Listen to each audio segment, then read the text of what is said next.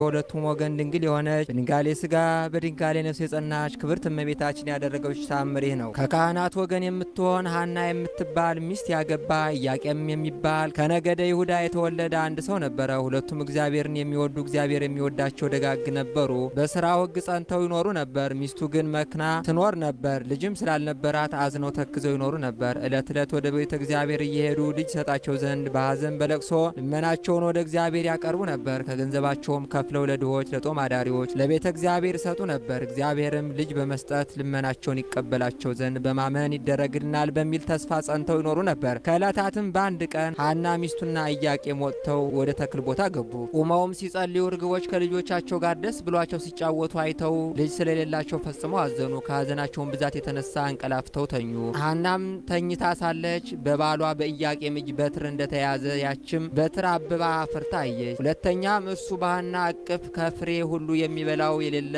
የሚጣፍጥ መልካም ፍሬ ተይዞ አየ። ከእንቅልፋቸውም በነቁ ጊዜ ደስ አላቸው። በምኝታቸውም ስላዩት ነገር እርስ በርሳቸው ተነጋገሩ፣ እግዚአብሔርንም አመሰገኑ። ከዚህም በኋላ ፈቃደ እግዚአብሔር ይሁን ብለው ወደ ቤታቸው ገቡ። ከዚያም በኋላ ሐና ጸነሰች፣ ጽንሷም ታወቅ። የሰጠኸኝን ልጅ ለእግዚአብሔር መባ አድርጌ እሰጣለሁ ብላ ለእግዚአብሔር ተሳለች። በጾምና በጸሎት ተወስና በፍጹም ደስታ ለድሆችና ለጦም አዳሪዎች ምጽዋትን ስትሰጥ ኖረች። ይህንን ሁሉ ስላደረገልኝ ፈንታ ለእግዚአብሔር ምን ወረት አለው ብላ በልቧ አሰበች። ለመስዋዕት የማይሆነውን ምግብ ሁሉ ከመብላት ትከለከል ነበር። ስግደትንም ታበዛ ነበር። የሰጣትንም ይጠብቅላት ዘንድ ወደ እግዚአብሔር ትለምን ልመናን አበዛች። ከ6 ወርም በኋላ የሐና ጽንሷ ታወቀ።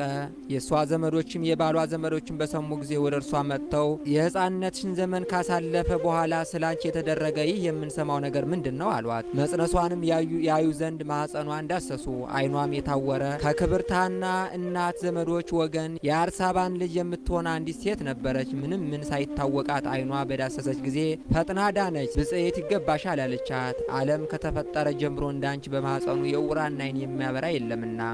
ዘመዶቿም ሰገዱላት። ብጽዕት ሐናም ከአጥቢያ ኮከብ ፀሐይ እንዲያበራ በሳቸው ላይ ከበረች። ዝናዋን በየሀገሩ ሁሉ ተሰማ። ድውያን ሁሉ ሕሙማን ሁሉ እያመጡ ማኅፀኗን እየዳሰሱ ይፈወሱ ነበር። ፍጥረትም ሁሉ በማኅፀኗ ሳለ ሕሙም የፈወሰ በተወለደ ጊዜ እንደምን ያለ ይሆን አሉ።